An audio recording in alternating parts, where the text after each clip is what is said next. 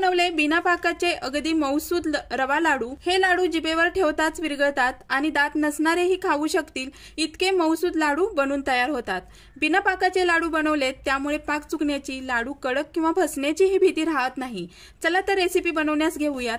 आता कढई चांगली गरम झाली आहे। इथं मी अर्धा वाटी तूप घेतले, यातील 4 चमचे तूप कढईमध्ये सोडलं आणि राहिलेलं तूप नंतर वापरणार आहोत। तूप गरम झाल्यावर याच्यात त्याच वाटीने 2 वाटी बारीक रवा घेतला। जाड रवा असेल तरी चालेल, मी तुम्हाला पुढे सांगणारच आहे। आता हा रवा मीडियम फ्लेम वरती एकसारखा परतायचा। आपल्याला रवा खूप लालसर भाजायचा नाही, रव्याचा कच्चापणा जाण्या इतपतच भाजायचा आहे। हे पहा, रव्याचा पांढरटपणा जाऊन हलकासा कलर बदलू लागला आहे। आता याच्यात उरलेलं सगळं तूप घालूयात आणि मिक्स करून घेऊयात। नंतर त्याच वाटीने 1 वाटी बारीक दळलेली साखर घातली। तुम्ही जर मार्केटमधील पिठी साखर वापरणार असाल तर 1.5 वाटी पिठी साखर घाला। पिठी साखरेला गोडी थोडी कमीच असते। वेलची पूड घालून चांगलं एकजीव करून घ्यायचं आणि गॅस बंद करून याच्यावर झाकण लावून 5 मिनिटे असंच ठेवून द्यायचं। असं केल्याने रव्यातील कच्चापणा निघून जातो। आता हे पहा, 5 मिनिटानंतर काय करायचं, हे चांगलं मिक्स करून घ्यायचं आणि रवा थोडा गरम असतानाच मिक्सरच्या भांड्यात थोडा थोडा रवा घेऊन पल्स मोडवर सेकंदभर फिरवून घ्यायचं। याने काय होतं, तूप आणि साखरेमुळे रवा ओलसर होतो। आता मिक्सर मधून फिरवलेला रवा परातीत किंवा एखाद्या पसरट ताटात काढून घ्या आणि याचे हव्या त्या आकारात लाडू वळून घ्यायचे आहेत। मी तुम्हाला सांगितलेलं जाड रवा असेल तरी चालेल, पण जाड रवा घेतला तर तुपाचं थोडंसं प्रमाण वाढवून घ्या आणि मिक्सर मधून रवा दळताना अगदी बारीक दळून घ्यायचा आहे। जर रवा कोरडा झाला, लाडू वळत नसतील तर थोडंसं तूप गरम करून रव्यात घाला आणि लाडू वळण्यास घ्या। वरून गार्निशिंग साठी मनुका लावून घेतला म्हणजे लाडू दिसायलाही सुंदर दिसतात। हे पहा, सर्व लाडू बनून तयार झालेत। हवं तर तुम्ही जास्त प्रमाण घेऊन सेम प्रोसेस मध्ये लाडू बनवू शकता। मी एक लाडू फोडून दाखवते। अगदी मऊसूद लाडू बनून तयार झालेत। जिभेवर ठेवताच विरघळतात इतके मऊसूद लाडू बनवून तयार झालेत। आज आपण बनवणार आहोत खुसखुशीत जाळीदार असे अनारसे। दिवाळी फराळामध्ये मानाचं स्थान असणारा हा पदार्थ आहे। दिवाळीमध्ये हा पदार्थ आवर्जून बनवलाच जातो। चला तर अनारसे बनवण्यास घेऊयात। इथं आपण 2 वाटी तांदूळ घेतले आहेत। तांदूळ कोणताही घ्या, पण जुनाच घ्या। मऊ मोकळा सुटसुटीत भात होणारा तांदूळ घ्यायचा। याला आता 3 ते 4 वेळा स्वच्छ पाण्याने धुवून घ्यायचं, म्हणजे तांदळामध्ये असणारी धूळ कसपट निघून जाते आणि तांदूळ स्वच्छ होतो। आता तांदूळ हा आत्ताच धुवून घेणार आहे। नंतर उरलेले 3 दिवस फक्त यातलं पाणी काढून घ्यायचं आणि दुसरं चांगलं पाणी ओतून भिजण्यास ठेवायचं आहे। आता तांदूळ भिजण्यास घालण्याचा हा पहिला दिवस आहे। हे आता झाकून ठेवून देऊयात। दुसऱ्या दिवशी तांदळाला अजिबात न हलवता फक्त वरचं पाणी काढायचं आणि दुसरं स्वच्छ पाणी ओतून झाकून ठेवायचं। हे पहा, ही प्रोसेस आपल्याला 4 दिवस करायची आहे। रोजच्या रोज तांदळातील पाणी बदलायचं आहे, नाही तर तांदळाला कुमट वास येऊन तो अनारसाला लागेल। 4थ्या दिवशी हे पहा, पाण्याला असे हलके बबल आले की समजावे अनारसासाठी तांदूळ परफेक्ट भिजला आहे। आता यातील पाणी काढून याच्या स्वच्छ पाणी ओतून फक्त हाताने गोल फिरवत तांदूळ स्वच्छ धुवून घ्यायचा आहे। हे पहा, दोन्ही बोटावर तांदूळ चुरल्यावर याचं पीठ बनतंय, म्हणजे तांदूळ जसा हवा तसा भिजला आहे। जर तांदळाचं असं पीठ झालं नाही तर अजून 1 दिवस तांदूळ भिजण्यास ठेवा, म्हणजे 4थ्या दिवशी न काढता 5व्या दिवशी तांदूळ पाण्यातून उपसून पुढची प्रोसेस करा। आता इथं मी 4थ्या दिवशी तांदूळ स्वच्छ धुवून पाण्यातून उपसून चाळणीत तांदूळ काढून निथळण्यास ठेवून दिला। हे आता 15 मिनिटे असंच ठेवून देऊयात। हे पहा, 15 मिनिटानंतर तांदळातलं पाणी निथळलं आहे। आता हे स्वच्छ सुती कपड्यावर तांदूळ पसरवून घ्यायचा। तांदूळ हा पंख्याखाली किंवा उन्हामध्ये सुकवायचा नाही, रूम टेम्परेचरला असंच सुकवायचा आणि खूप कोरडा होईपर्यंत सुकवायचा नाही। इथं मी तासभर तांदूळ पसरवलेला। तर हे पहा, तांदूळ हातात घेतल्यावर तांदूळ वरून सुकलेला हवा, पण आतून ओलसर पाहिजे, म्हणजे चक्कीतून मिक्सर मधून दळताना व्यवस्थित दळता यावा इतपतच तांदूळ सुकलेला हवा। आता तांदूळ गोळा करून तांदळाचं पीठ करण्यासाठी मिक्सरचं छोटं भांडं घ्यायचं, मोठं घ्यायचं नाही। याच्यात थोडा थोडा तांदूळ घेऊन बारीक दळून घ्यायचा। हे पहा, या प्रकारे नंतर परातीत हे पीठ चाळून घेऊयात, म्हणजे एखादा राहिलेला तांदूळ पिठात मिक्स होणार नाही। नंतर दुसरी तांदळाची बॅच दळायला घेताना त्याच्यासोबत ही कणी मिक्स करून दळून घ्यायची। एका बॅचमध्ये वेलची घालून बारीक दळून घ्यायची। हवं असल्यास तुम्ही पिठात वेलची पूड मिक्स केली तरी चालेल। या प्रकारे सर्व पीठ दळून चाळून घेतलं। आता पीठ मोजून पाहूयात, तर इथं 4 वाटी तांदळाचं पीठ बनवून तयार झालं आहे। आता याच्यात 1 वाटी किसलेला गूळ घालूयात। तुम्हाला खूप गोड अनारस हवे असतील तर अजून अर्धी वाटी गूळ मिक्स केला तरी चालेल, पण त्याच्यापेक्षा जास्त नको। गुळाचं प्रमाण जास्त झालं तर अनारसे तेलात विरघळतात। आता हे सर्व चांगलं एकजीव करून घेऊयात। जसजसा गूळ पिठात मिक्स होईल आणि जसजसं आपण पीठ मळत राहील तसतसं हाताच्या उष्णतेनेच पीठ ओलसर होतं। याच्यात चवीसाठी चिमूटभर बारीक मीठ घालूयात आणि चांगलं मिक्स करून याचे गोळे बनवून घ्यायचे आहेत। इथं 5 गोळे बनवून तयार झालेत। हे आता हवाबंद डब्यात ठेवून असंच वरती रूम टेम्परेचरला, म्हणजेच हे फ्रीज मध्ये पीठ ठेवायचं नाही, वरतीच ठेवून 2 दिवस पीठ फर्मेंट होण्यास ठेवून द्यायचं। 2 दिवसानंतर आता पीठ परातीत काढून घेतलं। आता हे गोळे फोडून मिक्सरला हलकसं फिरवून घ्यायचं। खूप जास्त फिरवायचं नाही, नाहीतर पीठ पातळ होईल। फक्त पीठ एकजीव करण्याइतपतच फिरवायचं। नंतर पिठाचा गोळा तयार करून घेतला। तुमचं पीठ जर कोरडं झालं तर थोडंसं तूप किंवा दुधाचा हात घेऊन पीठ मळून घ्या, म्हणजे परफेक्ट पीठ बनवून तयार होईल। आता अनारसे बनवण्यासाठी पोळपाटावर बटर पेपर घेतलाय, म्हणजे अनारस खाली चिकटणार नाही। मी दाखवला आहे त्या आकारात गोळा घ्यायचा, खूप छोटा घ्यायचा नाही आणि अनारस थापताना खूप पातळ थापायचा नाही, थोडा जाडच ठेवायचा। पातळ थापल्यावर अनारस कडक बनतात। असं खसखशीमध्ये बुडवायचं आणि चिकटू नये म्हणून तेलाचा हात घ्यायचा आणि मी दाखवल्याप्रमाणे एकसारखा अनारस थापून घ्यायचा। मध्ये जाड साइडनी पातळ असा थापायचा नाही, एकसारखा थापून घ्यायचा। नंतर तेल खूप कडकडीत गरम करायचं नाही, मीडियम गरम करून वरती चमच्याने तेल सोडत सोनेरी कलर वरती अनारसा तळून घ्यायचा।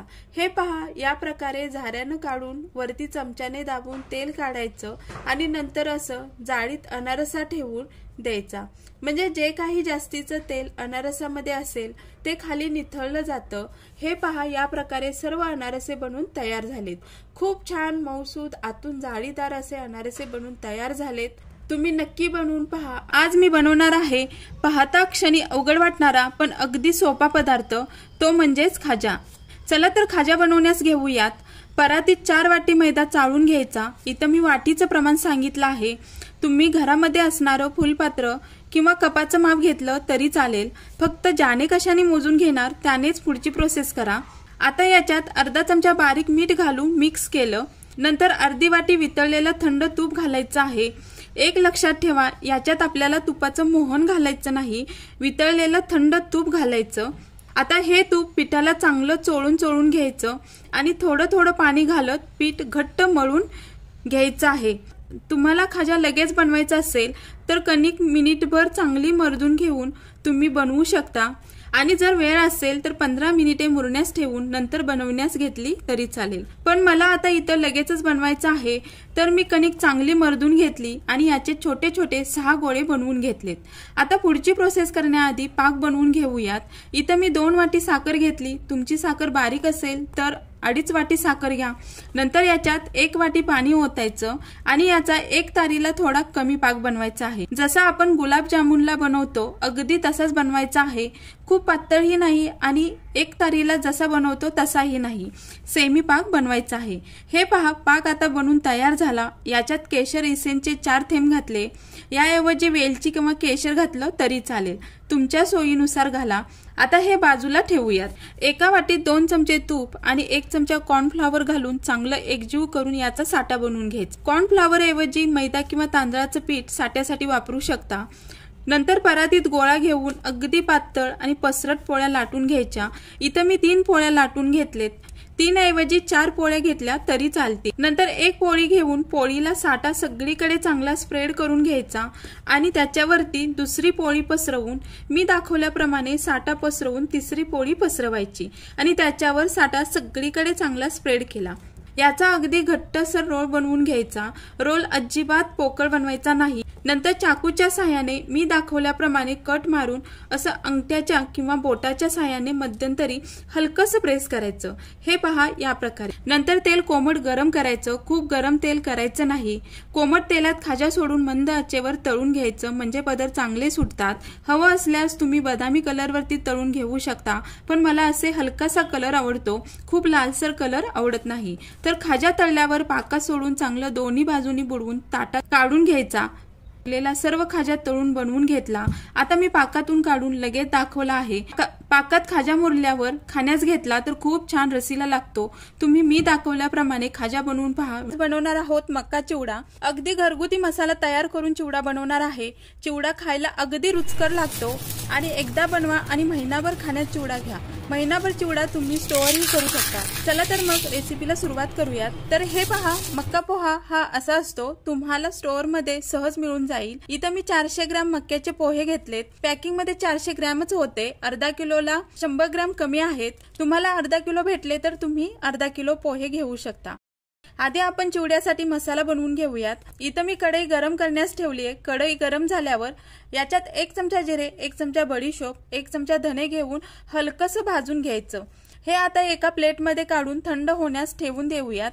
नंतर मिक्सरच्या भांड्यात धने, जिरे, बडीशोप घेतली, 1 चमचा चाट मसाला, 2 चमचे लाल तिखट। इथं मी तिखटवाली लाल तिखट घेतली आहे, कलरवाली कमी तिखटवाली घेतली नाही। हे आता मिक्सरला चांगली बारीक दळून घेतली। हे पहा, या प्रकारे चिवड्याचा मसाला बनवून तयार झाला। नंतर कढईत 4 चमचे तेल गरम झाल्यावर याच्यात छोटी 1 वाटी शेंगदाणे चांगले साल तडकेपर्यंत भाजून घ्यायचे। शेंगदाणे जर कच्चे राहिले तर चिवडा खाताना शेंगदाणे दाताखाली कचकच लागतात आणि शेंगदाणे करपले तर कडू लागतात। त्यामुळे शेंगदाणे तळताना शेंगदाण्यांना हलकासा कलर आला आणि हाताने दाण्याची साल बाजूला झाली, या स्टेजला शेंगदाणे काढून घ्यायचे आहेत। हे आता एका पसरट भांड्यात किंवा परातीत काढून घेतलं। नंतर याच तेलात 1 वाटी पातळ खोबऱ्याचे काप तळून घेऊयात। खोबरं लालसर झालं, आता हे आपण परातीत काढून घेऊयात। नंतर खोबरं काढून याच्यात 1 वाटी भाजके डाळे, यालाच डाळवं पण बोलतात, हलकसं भाजून घेऊयात। डाळ भाजल्यावर याच्यात काढून घेतलं। आता याच्यात कढीपत्ता कुरकुरीत तळून घ्यायचा। तळलेला कढीपत्ता काढून घेतला। नंतर याच्यात तेल ओतून तेल चांगलं गरम करून घ्यायचं। एक लक्षात ठेवा, मक्का पोहा तळताना तेल चांगलं गरम करून घ्यायचं। तेल गरम नसेल तर पोहे फुलत नाहीत आणि खुसखुशीतही बनत नाहीत। तेल चांगलं गरम झालं आहे। आता याच्यात पोहे थोडे थोडे सोडून तळून घेऊयात। पोहे पहा कसे फुलतायत। असे पोहे फुलले की चिवडा खाताना दाताखाली कचकच लागत नाही आणि चिवडा खाताना कुरकुरीतपणा पोह्यांना येतो। सर्व पोहे तळून परातीत काढून घेतलेत। याच्यात तयार केलेला मसाला स्प्रेड केला, चवीपुरतं बारीक मीठ आणि वरून बारीक दळलेली साखर स्प्रेड केली आणि हे चांगलं मिक्स करून घ्यायचं। हे पहा, खूप छान टेस्टी कुरकुरीत असा मक्का चिवडा बनवून तयार झाला आहे। प्रवासामध्ये नेण्यासाठी तुम्ही असा चिवडा बनवू शकता। हा चिवडा हवाबंद डब्यात ठेवल्यास महिनाभर टिकतो। तुम्ही असा चिवडा नक्की बनवून पहा। व्हिडिओ आवडल्यास लाईक करायला विसरू नका। आपण अगदी कुरकुरीत आणि खुसखुशीत अशी मुगाची चकली बनवणार आहोत। बनवायला अगदी सोपी आहे आणि चवीला म्हणाल तर खूप छान खमंग लागते आणि सतत खावीशी वाटते। तसेच मूग डाळ आणि तांदळापासून बनवतोय, त्यामुळे मुलांसाठी म्हणाल तर अगदी पौष्टिक चकली बनवून तयार होते। अजिबात कडक, तेलकट किंवा खूप जास्त तेल पिणारी बनत नाही। आपल्याला जशी हवी तशी खुसखुशीत आणि कुरकुरीत बनवून तयार होते। तुम्ही मी सांगितल्याप्रमाणे योग्य प्रमाण घेतलं तर तुमची चकली अजिबात फसणार नाही, परफेक्ट जमलीच म्हणून समजा। आणि अजून आपल्या चॅनलला सबस्क्राइब केलं नसेल तर नक्की सबस्क्राइब करून घ्या। चला तर रेसिपीला सुरुवात करूयात। आता मूग डाळीची चकली बनवतोय, त्यामुळे सर्वप्रथम कुकरच्या भांड्यात 1 वाटी मूग डाळ घेऊयात। मूग डाळीत पाणी ओतून डाळ स्वच्छ धुवून घेऊयात। डाळ धुवून डाळीतलं पाणी काढायचं आणि नंतर याच्यात 1 वाटी डाळीसाठी 1.5 वाटी पाणी ओतायचं। हे पहा, ज्या वाटी किंवा कपनी प्रमाण घेणार आहोत त्यानेच पुढचं प्रमाण घ्यायचं, म्हणजे चकली चुकत नाही। आता हे कुकरमध्ये ठेवून 4 शिट्ट्या द्यायच्या आणि डाळ मऊसूत शिजवून घ्यायची आहे। डाळ शिजते तोपर्यंत मसाल्यासाठी इथं मी 1 चमचा जिरे, 1 चमचा धने, 5 ते 6 लवंगा, 1 इंच दालचिनीचा तुकडा, 1 चमचा बडीशोप घेऊन सर्व खडे मसाले चांगले भाजायचे आणि थंड करून मिक्सरमधून बारीक पावडर बनवून घ्यायची। याची पावडर बनवून घेतली। नंतर शिजलेली डाळ एका परातीत किंवा पसरट भांड्यात काढून घ्यायची। याच्यात 4 वाटी तांदळाचं पीठ घेतलं। तांदूळ स्वच्छ धुवून पंख्याखाली सुकवून नंतर याचं पीठ बनवून घेतलंय। हवं तर तुम्ही तांदळाच्या पिठाऐवजी गव्हाचं पीठ घेऊनही बनवू शकता। नंतर याच्यात 2 चमचे कडकडीत तेलाचं मोहन पिठात ओतलं। आता माझा चमचा थोडासा मोठा आहे, या चमच्याने 1 चमचा ओवा घेतलाय। पोहे खाण्याच्या चमच्याने घेणार असाल तर 2 चमचे ओवा घ्या। ओवा थोडा हातावर क्रश करून घालायचा, म्हणजे चकलीमध्ये ओव्याचा स्वाद खूप छान लागतो। 2 चमचे पांढरे तीळ घातले। 2 चमचे लाल तिखट। इथं मी लाल तिखट विकतचं घेतलेलं नाही, वाळलेल्या ज्या छोट्या लवंगी मिरच्या असतात त्याची पूड करून घेतली। विकतच्या लाल तिखटाने चकली काळी पडते, चकलीला जसा हवा तसा कलर येत नाही। तयार केलेला मसाला 1 चमचा, अर्धा चमचा हळद पूड, अर्धा चमचा हिंग पूड, 2 चमचे बारीक मीठ घालून सर्व चांगलं मिक्स करून एकजीव करून घ्यायचं। आधी डाळीच्याच मॉइश्चरमध्ये मळून घ्यायचं आणि नंतर 1 वाटी गरम पाणी घालत पीठ चांगलं घट्ट मळून घ्यायचं। खूप घट्ट पण मळायचं नाही, पीठ खूप घट्ट मळलं तर चकलीचे तुकडे होतात आणि चकलीला गोल आकार येत नाही। हे पहा, या प्रकारे पीठ मळून घ्यायचं। नंतर चकली तळण्यासाठी तेल गरम करायला ठेवूयात आणि नंतर चकली पाडायला घेऊयात। सोऱ्याला आतून तेल लावून घ्यायचं, म्हणजे सोऱ्याला आतून पीठ चिकटत नाही। चकलीचा साचा घालायचा, थोडं पीठ घेऊन पीठ चांगलं मळून घ्यायचं। पीठ जितकं चांगलं मळून घेणार तितकीच चकली तुटण्याचे चान्सेस कमी असतात। इथं मी पेपरवरच चकली पाडते। पेपरवर चकल्या छान पाडता येतात आणि खाली चिकटतही नाही, पण पेपर घेताना पेपर स्वच्छ पुसून घ्या। हे पहा, या प्रकारे चकल्या पाडून घ्यायच्या। पीठ चांगलं तापलं आहे का हे पाहण्यासाठी तेलात पिठाची छोटी गोळी टाकून पाहायचं। ती जर पटकन वरती आली तर चकली तळण्यासाठी तेल परफेक्ट गरम झालं आहे। नंतर चकली तेलात सोडायची आणि गॅस मीडियम करून चकली दोन्ही बाजूनी सोनेरी तळून घ्यायची। चकली जेव्हा भाजते तेव्हा चकली तेलात हलकी होऊन तेलावर तरंगू लागते आणि तेलाचे बुडबुडे यायचे बंद झाले की समजायचं चकली आतपर्यंत भाजली गेली।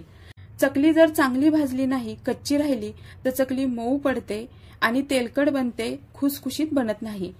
जितकं चकलीचं पीठ परफेक्ट जमणं महत्वाचं आहे, तितकीच चकली चांगली तळणंही महत्वाचं आहे। हे पहा, या प्रकारे सर्व चकल्या तळून घेतल्या। चकली अजिबात तेलकट झाली नाही, अगदी खुसखुशीत आणि कुरकुरीत झाली। या प्रमाणात 50 ते 55 चकल्या बनून तयार होतात आणि अगदी मी दाखवल्याप्रमाणे प्रमाण घेतलं तर तुमची चकली अजिबात चुकणार नाही। तसेच ही चकली मूग डाळीपासून बनवली आहे, त्यामुळे पौष्टिक तर आहेच आणि चवीला तर खूप छान खमंग बनून तयार होते। नक्की तुम्ही अशी चकली बनवून पहा। आपण अगदी खुसखुशीत मैद्याच्या शंकरपाळ्या बनवणार आहोत। अगदी सोपी पद्धत आहे, अचूक माप घेतलं तर तुमच्या शंकरपाळ्या अजिबात फसणार नाहीत। चला तर बनवण्यास घेऊयात। आता इथं पातेल्यात 1 वाटी पाणी घेतलं। पाण्याऐवजी तुम्ही दूध घेऊ शकता, पण दुधाने शंकरपाळ्या जास्त दिवस टिकत नाहीत, पाण्याच्या खूप दिवस टिकतात, त्यामुळे मी पाणीच घेतलं आहे। तुम्ही सेम प्रमाणात दूध घेतलं तरी चालेल।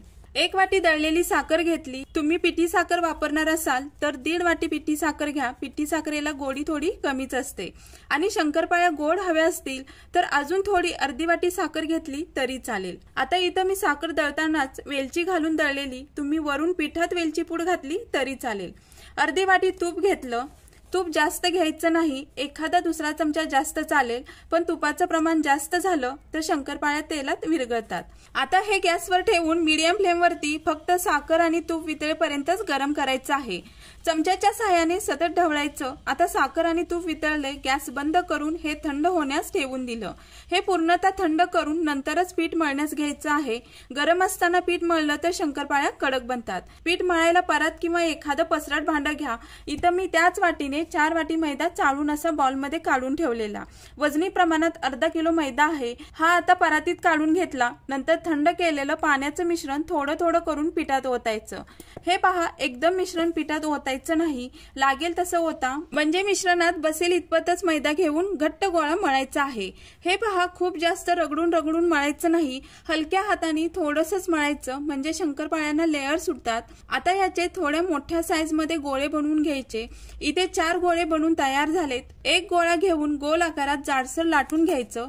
खूप पातळ लाटायचं नाही, थोडं जाडच ठेवायचं। हे पहा, या प्रकारे जाड ठेवा आणि खूप पसरटही लाटायचं नाही। नंतर चाकूच्या साहाय्याने बाजूच्या थोड्या थोड्या कडा काढून चौकोन बनवून घेतला आणि 1 इंच इतपत चौकोनी आकारात शंकरपाळ्या कट करून घ्यायच्या। हे पहा, या प्रकारे बनवून तयार झालेत। तेल कोमट गरम झाल्यावर तेलात शंकरपाळ्या सोडून मीडियम फ्लेमवरती तळून घ्यायच्या। कडक तेलात शंकरपाळ्या सोडल्यास आतून चांगल्या भाजत नाहीत, कच्च्या राहतात, तसेच कडकही बनतात। आणि एक लक्षात ठेवा, तेलात शंकरपाळ्या खूप जास्त प्रमाणात सोडल्यास शंकरपाळ्यांचा भुगा होतो, तेलातच विरघळतात। त्यामुळे तेलाचं प्रमाण पाहूनच शंकरपाळ्या सोडा। आणि मी दाखवल्याप्रमाणे फक्त चमच्याच्या साहाय्याने शंकरपाळ्यांना हलकसं गोल गोल फिरवायचं, खूप जास्त उलटपालट करायची नाही। असं गोल गोल फिरवल्याने शंकरपाळ्या एकसारख्या कलर मध्ये तळतात। हे पहा, हलकासा कलर आला आहे। तेलात थोडा हलकासा कलर असतानाच काढून घ्यायचा, म्हणजे याची कुकिंग प्रोसेस चालूच राहते आणि शंकरपाळ्या थंड झाल्यावर याचा कलर चेंज होतो। सर्व शंकरपाळ्या तळून तयार झाल्या, अगदी तिप्पट फुलून तयार झालेत आणि मऊसूत खुसखुशीत बनलेत। स्टोअर करून ठेवल्यास महिनाभर टिकतात, अजिबात खराब होत नाही। तुम्हाला जर मैद्याच्या शंकरपाळ्या बनवायच्या नसतील तर आपल्या चॅनलवर गव्हाच्या पिठाच्या पौष्टिक शंकरपाळ्याची रेसिपी अपलोड आहे। मी डिस्क्रिप्शन बॉक्स मध्ये लिंक दिली आहे, तुम्ही तिथे जाऊन पाहू शकता। अर्धा किलो बेसन पिठाचे जिभेवर रेलणारे, टाळूला अजिबात न चिकटणारे बेसनाचे लाडू बनवतोय। तूप, साखर आणि बेसन यांचं योग्य प्रमाण घेतलं म्हणजे लाडू अजिबात फसत नाहीत। चला तर बनवण्यास घेऊयात। कढई गरम झाल्यावर याच्यात 1 वाटी न वितळता तूप घेऊयात। हे आता कढईत ओतून घ्यायचं। एक लक्षात ठेवा, तुम्ही ज्याने कशाने मोजून घेणार त्यानेच पुढची प्रोसेस करा, म्हणजे लाडू चुकणार नाहीत। आता तूप वितळल्यावर त्याच वाटीने 4 वाटी बेसन घ्यायचं। वजनी प्रमाणात अर्धा किलो बेसन आहे। बेसन घेताना खूप दिवस दळलेलं घ्यायचं नाही, ताजं ताजं दळून बेसन घ्या, म्हणजे लाडू खाताना लाडूचा वास येणार नाही आणि लाडू बनवताना बेसन चाळून घ्यायचं। हे आता मीडियम फ्लेमवरती सतत एकसारखं भाजायचं। हे पहा, इथं मला बेसन भाजायला 15 ते 20 मिनिटे लागली। बेसन बाजूनी तेल सोडू लागलं आणि सगळीकडे बेसनचा सुगंध दरवळू लागला, म्हणजे आपलं बेसन भाजत आलं आहे। आता काय करायचं, असं फुलपात्र किंवा ग्लास घेऊन थोडंसं स्मॅश करून घ्यायचं, म्हणजे बेसनच्या गाठी मोडतात आणि बेसन एकसारखं बनतं। याच्यावर थोडंसं म्हणजे 2 चमचे इतपत पाण्याचा हबका देऊन मिनिटभर परतून घेऊयात। पाण्याचा हबका दिल्याने पीठ हलकं बनतं आणि लाडू रवाळ बनतात आणि खाताना टाळूला चिकटत नाहीत। आता हे आपण परातीत काढून घेऊयात। हे आता पसरून ठेवते, म्हणजे पटकन थंड होईल। तोपर्यंत मिक्सरच्या भांड्यात 1.5 वाटी साखर घेतली। इथं मला लाडू गोड हवे आहेत म्हणून मी 1.5 वाटी साखर घेतली आहे। तुम्हाला गोड कमी हवे असतील तर 1 वाटी साखर घ्या। याच्यातच 8-9 वेलची घालून बारीक दळून घेतलं। आता बारीक दळलेली साखर चांगली एकजीव करून घ्यायची। साखर मिक्स करताना बेसन थंड करून नंतरच मिक्स करायचं। साखर गरम पिठात मिक्स केल्यास पीठ पातळ बनेल आणि लाडू वळता येणार नाहीत। आता याचे हव्या त्या आकारात लाडू वळून घेऊयात। हे पहा, सर्व लाडू वळून तयार झालेत। छान अगदी मऊसूत बेसन लाडू बनले आहेत, अजिबात टाळ्याला चिकटत नाहीत। इतके सुंदर बेसन लाडू बनून तयार झालेत, तुम्ही नक्की बनवून पहा। आज मी कळीचे लाडू बनवणार आहे। कळीचे लाडू कसे बनवायचे ते पाहूयात। तर इथं मी 1 किलो हरभरा डाळ स्वच्छ निवडून घरघंटी मधून दळून घेतली आहे। तर पीठ आपल्याला खूप पावडरी सारखं बारीक दळायचं नाही, भजी बनवण्यासाठी ठेवतो अगदी त्या प्रकारे जाडसर दळून घ्यायचं आहे। एक लक्षात ठेवा, इथं मी 1 किलो डाळीचं माप दाखवणार आहे, 1 किलो पिठाचं नाही। तर इथं मी स्टीलच्या डब्यामध्ये पीठ घेतलं आहे, याच्यातच पीठ भिजवून घेणार आहे। तुम्ही पसरट पाटी किंवा मोठं पातेलं घ्या। याच्यात अर्धा पाव चमचा बारीक मीठ घालून थोडं थोडं पाणी ओतून पिठामधील गाठी मोडत एका दिशेने पीठ फिरवत भिजवून घ्यायचं आहे। इथं मला पीठ भिजवण्यासाठी 1 लिटर पाणी लागलं।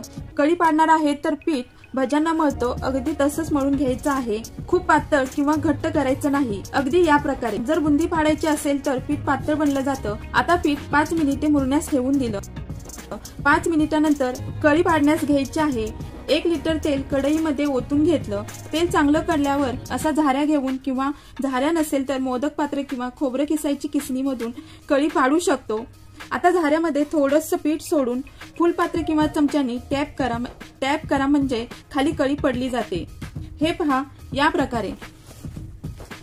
नंतर कळीचा कलर हलकासा चेंज झाल्यावर काढून घ्यायची आहे। या प्रकारे सर्व कळी पाडून तयार झाली। कळी अशी पसरट पाटी किंवा परातीमध्ये काढून घ्यायची आहे। पाक बनवण्यासाठी 1 किलो डाळीसाठी 1 किलो साखर घ्यायची आहे। हे अगदी परफेक्ट माप आहे। जर तुम्ही 1 किलो पिठाचे लाडू बनवणार असाल तर 700 ग्रॅम साखर घ्या आणि जर तुम्हाला कमी गोड प्रमाणात लाडू बनवायचे असतील तर यातील अर्धा वाटी साखर काढून घ्या। आता याच्यात साखर बुडण्या इतपत पाणी ओतलं, म्हणजेच अर्धा लिटर पाणी ओतलं। गॅसची फ्लेम मोठी ठेवून याचा एक तारी पाक बनवून घ्यायचा आहे। हे पहा, पाकाला असे मोठमोठे फोड येऊ लागले की समजावे पाक बनत आला। या प्रोसेसला गॅस मीडियम करून पाक बनला आहे की नाही ते चेक करून पाहायचं आहे। पाक बनलेला कसा ओळखायचा ते मी 2 प्रकारे दाखवणार आहे। दोन्ही बोटामध्ये पाक घेऊन या प्रकारे पाकाची एक तार बनली तर पाक बनला आहे आणि दुसरे म्हणजे बशीमध्ये पाणी घेऊन थोडासा पाक पाण्यामध्ये ओतून पाहायचं, त्याची जर गोळी बनली तर पाक बनून तयार झाला। तर मला इथे पाक बनवण्यासाठी 5 मिनिटे लागली। परफेक्ट पाक बनवून तयार झाल्यावर गॅस बंद करून याच्यात 2 चमचे पाणी ओतून पाक मोडून घ्यायचा आहे। पाक मोडल्याने पाकाची साखर बनत नाही आणि लाडू खाताना साखर दाताखाली खरखर लागत नाही। याच्यात चिमूटभर खाण्याचा जिलेबी कलर घातला। कलर ऑप्शनल आहे, नाही घातला तरी चालेल, पण कलरनी लाडवाला खूप छान टेक्स्चर येतं। आता याच्यात वेलची पूड आणि बेदाणे, काजू, बदाम यांचे काप घातले। ड्रायफ्रुट्स ऐवजी मगज बिया घातले तरी चालतील। नंतर याच्यात कळी घालून चांगले मिक्स केले। याच्यात 2 चमचे तूप घाला, लाडवांना खूप छान तुपट स्वाद येतो। आता याच्यावर झाकण लावून तुमची सर्व कामे करून फुरसतीने आरामात लाडू वळण्यास घेतले तरी पाक अजिबात कठीण होत नाही आणि शेवटपर्यंत तुम्हाला लाडू वळता येणार। हे पहा, तासभरानंतर मी लाडू वळण्यास घेतले आहेत। छान पाकात कळी मुरली आहे आणि हव्या त्या आकारात लाडू वळून घ्या।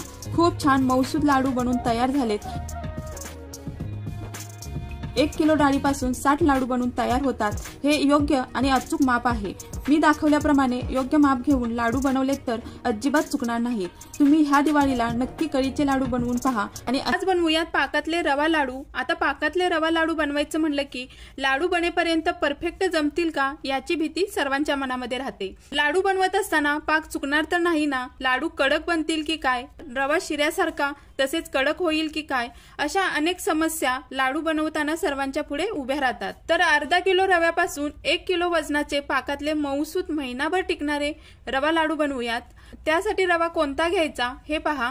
जर तुम्ही बिना पाकाचे लाडू बनवणार असाल तर अगदी बारीक रवा मिळतो, त्याला चिरोटी रवा म्हणतात। त्या रव्यापासून बिना पाकाचे लाडू बनवायचे आणि पाकातले लाडू बनवताना त्याच्यावरचा 1 नंबरनी थोडा जाडसर रवा घ्यायचा। हे पहा, या प्रकारचा रवा घ्यायचा। आता इथं मी अर्धा किलो रवा घेतलाय। वाटी प्रमाणात 3 वाटी रवा आहे, त्याच वाटीने 1 वाटी तूप घेतलं। कढई गरम झाल्यावर कढईत रवा घेऊन मीडियम फ्लेम वरती मिनिटभर असाच कोरडा रवा परतायचा आणि नंतर रवा फुलू लागला की याच्यात थोडं थोडं तूप घालून रवा चांगला लालसर होईपर्यंत भाजून घ्यायचा। रवा भाजताना गॅस मीडियम ठेवायचा आणि जसजसा रवा भाजत येईल तशी गॅसची फ्लेम मंद करायची। इथं मी लागेल तसं चमच्याने थोडं थोडं तूप घालून रवा भाजते। रवा चांगला भाजायचा म्हणजे लाडू खाताना रवा कचकच लागत नाही। रव्याचा सुगंध सगळीकडे दरवळू लागलाय आणि रव्याला बदामी कलर आला आहे। तर आता रवा काढून घ्यायचा। नंतर पाक बनवण्यासाठी कढईत 2 वाटी साखर घेतली। वजनी प्रमाणात 400 ग्रॅम साखर आहे आणि साखर बुडण्या इतपत 1.5 वाटी पाणी ओतायचं। आता हे एकसारखं ढवळायचं। साखरेत पाणी जास्त ओतलं तर पाक बनवायला खूप वेळ लागतो। हे पहा, असे मोठमोठे बुडबुडे येऊ लागले की समजावे पाक बनू लागला आहे। या स्टेजला गॅस कमी करून पाक आला आहे की नाही हे सतत चेक करायचं। पाकाची प्रोसेस ही झटपट होते, कधी पाक पुढे जाईल सांगता येत नाही। हे पहा, आता बोटांनी चेक करून पाहायचं। दोन्ही बोटांच्या मध्ये पाक थंड करून याची एक तार बनते का पाहायची। अशी तार बनली की परफेक्ट पाक बनला आहे। गॅस बंद करायचा। याच्यात वेलची पूड, जाडसर कुटलेलं बदाम घातले। बदाम लाडू खाताना दाताखाली छान लागतात आणि 2 चमचे इतपत थंड पाणी ओतून पाक मोडायचा। असा पाक मोडल्याने पाकाची साखर बनत नाही। नंतर थोडा थोडा रवा पाकात सोडून एकसारखा चमचा फिरवायचा म्हणजे रव्याच्या गुठळ्या होत नाहीत। आता सगळा रवा पाकात टाकला। रवा भाजताना अर्धी वाटी तूप शिल्लक राहिलेलं ते आता वरून सोडून चांगलं एकजीव करायचं आणि असं वरती झाकण लावून रवा आतल्या आत वाफलवून द्यायचा। रवा पाक चांगला शोषून घेतो। मिनिटांनी रवा चमच्याने मिक्स करून पाहायचं। रवा पाकात फुलतो, त्यामुळे खूप जास्त वेळ झाकून ठेवायचं नाही। रवा फुलून लाडू वळण्यासारखं झालं की याचे हव्या त्या आकारात लाडू वळून घ्यायचे। हे पहा, खूप छान लाडू वळून तयार झाले आहेत। जर लाडू वळता येत नसतील, रवा कोरडा झाला तर थोडंसं गरम करून लाडू वळण्यास घ्या किंवा गरम दूध तसेच गरम पाण्याचा हबका देऊन लाडू वळण्यास घ्या, म्हणजे लाडू चुकणार नाहीत। आणि जर पाक कच्चा राहिला, रवा शिऱ्यासारखा बनला तर थोडा रवा भाजून पाकात मिक्स करा आणि नंतर लाडू वळण्यास घ्या। हे पहा, खूप छान पांढरे शुभ्र रवा लाडू बनून तयार झालेत। एक लाडू फोडून दाखवते, अगदी मऊसूद लाडू बनला आहे आणि आपले लाडू मऊ झालेत पण ओलसर झाले नाहीत, त्यामुळे हे लाडू आरामात महिनाभर टिकतात। तुम्ही असे लाडू नक्की बनवून पहा।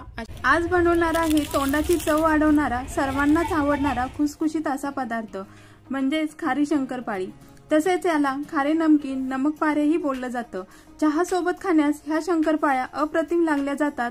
चला तर रेसिपीला सुरुवात करूयात। तर इथं मी 2 कप मैदा घेतला, वजनी प्रमाणात पाव किलो मैदा आहे। याच्यात पोहे खाण्याचे 2 चमचे बारीक रवा घातला। रव्यामुळे शंकरपाळ्या खुसखुशीत आणि कमी तेलकट बनतात। याच्यात 1 चमचा ओवा घालायचा आहे। ओव्यामुळे शंकरपाळ्या अप्रतिम चवीला बनून तयार होतात। चवीनुसार बारीक मीठ घातलं आणि याच्यात 1 चमचा कसुरी मेथी घातली। कसुरी मेथी ऑप्शनल आहे। कसुरी मेथीने या शंकरपाळ्यांना खूप छान स्वाद येतो। हवं असल्यास याच्यात तुम्ही स्वादानुसार लाल तिखटही घालू शकता। हे सर्व मिक्स करून 2 कप मैद्याला 2 चमचे तेलाचं मोहन घालायचं आहे। आता मोहन चांगलं पिठाला चोळून घ्यायचं। हे पहा, पिठाचा असा मुटका बनला की आपलं परफेक्ट पीठ बनून तयार झालं आहे। आता याच्यात थोडं थोडं पाणी घालून घट्ट मळून घ्यायचं आहे। अगदी पुऱ्यांना मळतो त्या प्रकारे मळून घ्यायचं आहे। आता पीठ मळून तयार झाल्यावर झाकून 10 ते 15 मिनिटे मुरण्यास ठेवून द्यायचं आहे। 15 मिनिटानंतर पीठ थोडंसं मळून याचे गोळे बनवून घ्या। हे पहा, या मापाचे 4 गोळे बनवून तयार झालेत। आता एक उंडा घेऊन याच्यावर थोडासा मैदा भुरभरून पातळ लाटून घ्यायचा आहे। हे पहा, अगदी या प्रकारे पोळी लाटून तयार झाल्यावर कोरण्याने उभे काप देऊन शंकरपाळीच्या आकारात काप दिले तरी चालेल, पण इथं मी थोडासा मोठा आकार ठेवला आहे। कढईमध्ये तेल ओतून तेल गरम झाल्यावर पोळपाटावरची शंकरपाळी चाकूच्या साहाय्याने तेलात सोडून घेतल्या। आता मीडियम फ्लेम वरती चांगल्या सोनेरी कलर वरती तळून घेऊया। शंकरपाळ्यांना छान कलर आला आहे। या प्रकारे सर्व शंकरपाळ्या बनवून तळून घेतल्या आहेत। हे पहा, सर्व शंकरपाळ्या छान खुसखुशीत क्रंची बनून तयार झाल्या आहेत। छान असा गरमागरम वाफाळता चहा आणि त्यासोबत अशा नमकीन शंकरपाळ्या खाण्यास घ्या, अप्रतिम चव लागते। तुम्ही नक्की खाऱ्या शंकरपाळ्या बनवून पहा। आज मी बनवणार आहे मार्केटमध्ये मिळणाऱ्या प्रीमिक्स पासून परफेक्ट असे गुलाबजामुन। तर प्रीमिक्स पासून काही गुलाबजामुन फसले जातात, त्यात जामुनच्या आतपर्यंत पाक मुरला जात नाही, तसेच तेलात सोडतात जामुन फुटले जातात। कधी गुलाबजामुन खूप कठीण बनतात। गुलाबजामुन बनवताना अशा अनेक समस्या निर्माण होतात, तर एकदम परफेक्ट रसिले गुलाबजामुन बनवण्यासाठी व्हिडिओ शेवटपर्यंत नक्की पहा। चला तर रेसिपीला सुरुवात करूयात। आता इथं मी मार्केटमध्ये गुलाबजामुनचं प्रीमिक्स भेटलं जातं, त्यातलंच प्रीमिक्स घेतलं। त्याच्यात थोडं पाणी घेऊन पीठ चांगलं मळून घ्यायचं आहे। आता इथं मी पाण्यात मळून घेते। हवं असल्यास दुधामध्ये पीठ मळून घ्या। नंतर याचा गोळा मळून असा हाताच्या पंजानी चांगलं 10 ते 15 मिनिटे पीठ मळून घ्यायचं आहे। असं पीठ चांगलं मळल्यामुळे गुलाबजामुनला चिरा पडत नाहीत, तसेच गुलाबजामुन कठीण बनत नाहीत। 10 मिनिटांनी छान पीठ मळून तयार झालं। पीठ चांगलं मळल्यामुळे लगेच गुलाबजामुन बनवण्यास घेतलं तरी चालतं। आता याचे सुपारीच्या आकारा एवढे छोटे गोळे बनवून घ्यायचे आहेत। हे पहा, सर्व गोळे बनवून तयार झाले आहेत। तेल चांगलं कडल्यावरती गोळे सोडून मीडियम फ्लेम वरती हलकासा कलर येईपर्यंत तळून घ्यायचं। सर्व गुलाबजामुन तळून तयार आहेत। आता पाक बनवण्यास घेऊयात। 2 वाटी साखरेला 4 वाटी पाणी ओतून 1 तारीला थोडासा कमी पाक बनवून घ्यायचा आहे। 5 मिनिटांनी जसा हवा तसा पाक बनवून तयार झाला आहे। याच्यात 2 वेलची घाला। वेलची नाही घातल्या तरी चालतील। नंतर तयार गुलाबजामुन पाकात सोडून मुरण्यास ठेवून द्यायचे आहे। गुलाबजामुन मुरवून खायचे असतील तर 7 ते 8 तास पाकात मुरण्यास ठेवून द्या। हे पहा, मी एक फोडून दाखवते। आतपर्यंत पाक मुरला आहे। छान असे रसिले गुलाबजामुन बनून तयार आहे। असे गुलाबजामुन बनवले तर तुमचे गुलाबजामुन न चिरता, कठीण न बनता एकदम पाकात मुरून परफेक्ट रसिले गुलाबजामुन बनून तयार होतील। तुम्ही नक्की बनवून पहा। प्रथम कढई गरम झाल्यावर याच्यात 2 चमचे तूप घालूयात। तूप वितळून गरम झाल्यावर याच्यात 1 कप बेसन घालूयात। बेसन हे खूप दिवसाचे नसावे। बेसन हे चाळून नंतरच तुपामध्ये मिक्स करा। वाटी प्रमाणात म्हणाल तर 1 वाटी बेसन आहे। फक्त पुढची प्रोसेस करताना ज्याप्रमाणे बेसन मोजले आहे त्याच मापाने पुढची सामग्री घ्या, म्हणजे पदार्थ फसणार नाही।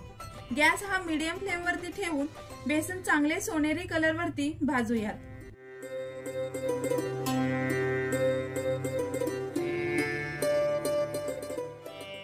बेसनच्या गाठी ह्या चमच्याने फोडून भाजूयात, म्हणजे बेसन चांगले भाजले जाईल।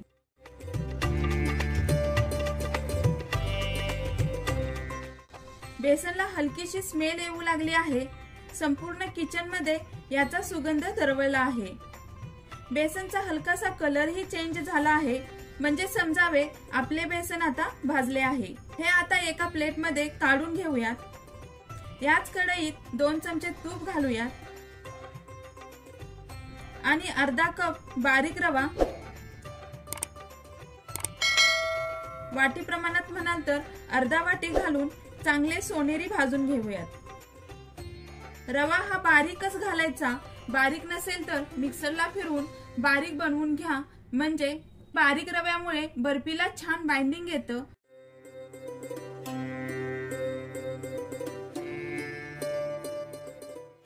आता रवा ही सोनेरी भाजला आहे, तो बेसन मध्ये ओतूयात। आपण 1 कप बेसन आणि अर्धा कप रवा घेतला आहे, तर 1 कप साखर घेऊयात आणि अर्धा कप पाणी ओतूयात। अंदाजे म्हणाल तर साखर बुडण्या इतपतच पाणी ओतायचं आणि याचा 1 तारी पाक बनवूयात। पाक बनवताना पाणी शक्यतो जास्त ओतायचं नाही।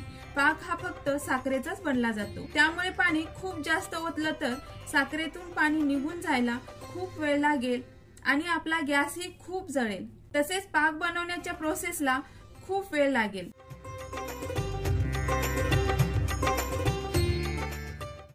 आपल्याला 1 तारी पाक बनवायचा आहे, तर पाक बनला आहे हे कसं ओळखायचं? साखरेच्या पाकाला खूप मोठे बुडबुडे येऊ लागले तर समजावे पाक बनू लागला आहे। त्या प्रोसेस मध्ये गॅस बारीक करून दोन्ही बोटामध्ये पाक घेऊन पाक हा थंड झाल्यानंतरच त्याची एक प्रकारे 1 तार बनली की समजावे पाक बनला आहे। पाक परफेक्ट पाहण्याची दुसरी पद्धत म्हणजे एका प्लेट मध्ये पाणी घ्या आणि त्याच्यात थोडासा पाक सोडून पहा। पाण्यात पाकाची गोळी बनली की समजावे आपला पाक परफेक्ट बनला आहे। आणि अजून एक ट्रिक म्हणजे पाक बनल्यावर त्याच्यात 2 चमचे पाणी ओता, म्हणजेच पाक मोडून घ्या। असे केल्याने पाकाची साखर बनत नाही आणि आपला पाक परफेक्ट बनेल। आता गॅस बंद करून याच्यात 1 चमचा तूप घालूयात, 1 चमचा वेलची पूड घालूयात आणि भाजलेले बेसन रवा याच्यात ओतून मिक्स करूयात। वरून कलरफुल टुटी फ्रुटी घालूयात। या बर्फीमध्ये ड्रायफ्रुट्स घातले जात नाहीत। कलरफुल टुटी फ्रुटीमुळेच याला रागुदास बर्फी म्हणले जाते। ही बर्फी टुटी फ्रुटी शिवाय पूर्ण होऊ शकत नाही। तसेच टुटी फ्रुटीमुळेच बर्फी दिसायलाही छान दिसली जातेच आणि बर्फी खाताना टुटी फ्रुटी दाताखाली आल्यामुळे चवीलाही खूप छान लागते। हे मिश्रण आता ताटाला तूप लावून ठेवलेले याच्यात ओतूयात आणि मिश्रण पसरवून घेऊयात।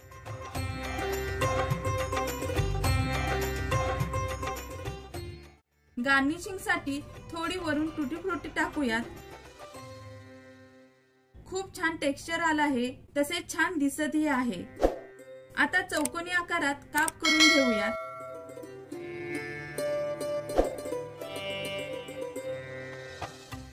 हे पहा, खूप छान रागुदास बर्फी बनून तयार आहे। खूप सुंदर कलरफुल दिसत आहे, तशीच ती चवीलाही अप्रतिम लागली जाते। तुम्ही दिवाळी फराळामध्ये हा पदार्थ नक्की बनवून पहा। दिवाळीमध्ये पाहुणे तुमची वाहवाही केल्याशिवाय राहणारच नाहीत। तुम्हाला हा पारंपरिक नवीन पदार्थ कसा वाटला तो नक्की कमेंट करून सांगा आणि अशाच नवनवीन व्हिडिओमध्ये पुन्हा भेटू। तोपर्यंत नमस्कार।